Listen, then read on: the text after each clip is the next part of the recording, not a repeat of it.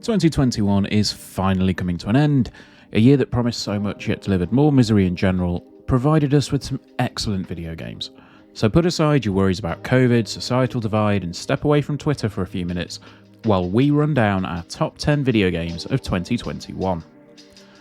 Before we dive into it, there is one glaring omission, and that's Halo Infinite.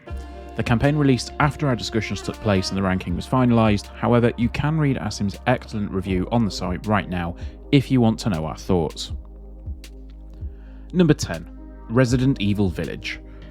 The final couple of hours of Resident Evil Village descend into madness, flipping between gameplay styles, but what comes before that features some of the best of what the series has to offer.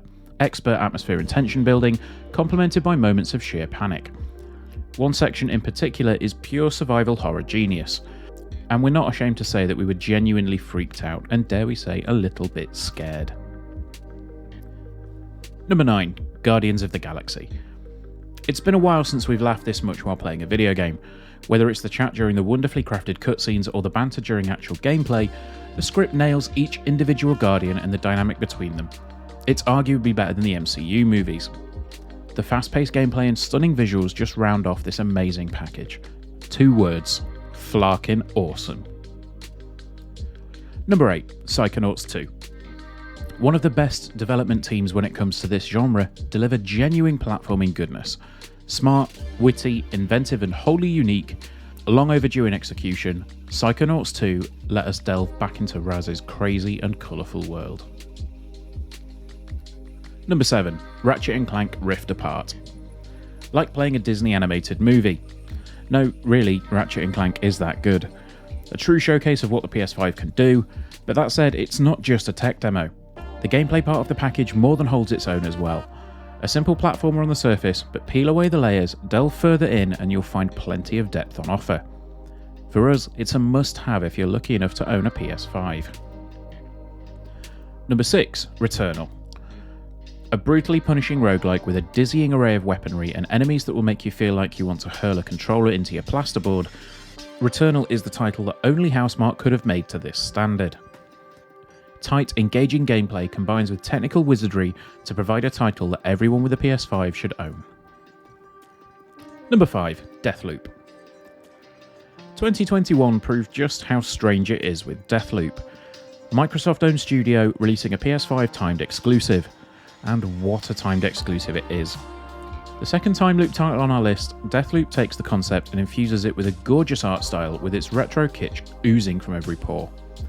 A constant treadmill of trial and error, Arcane have crafted something truly special. As Colt and Juliana battle through a repeating day, you'll be hooked as you try and break the loop. Number 4. Hitman 3.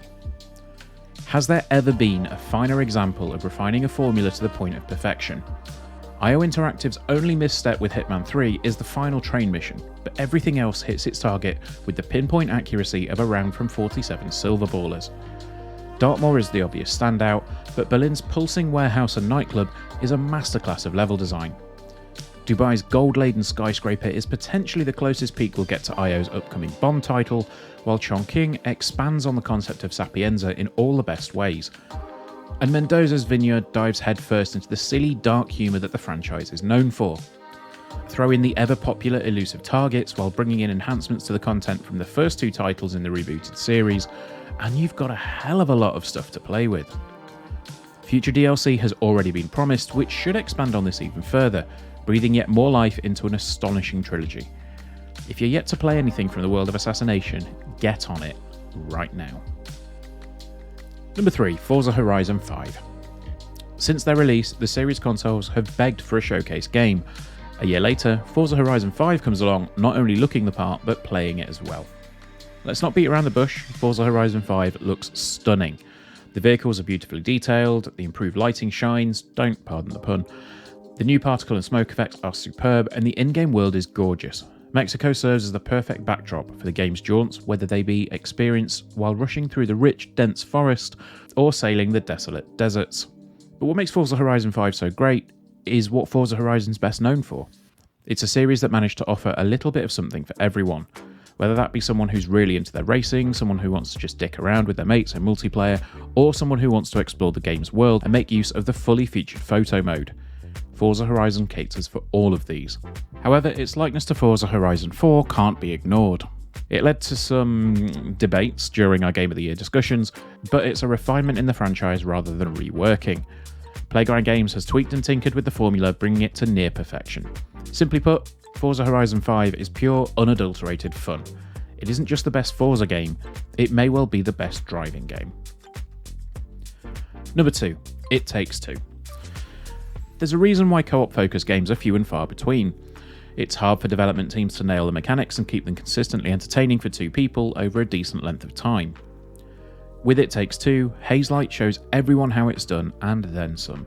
It's original, it's inventive, it's heartwarming, it's pure fun. All that for two people.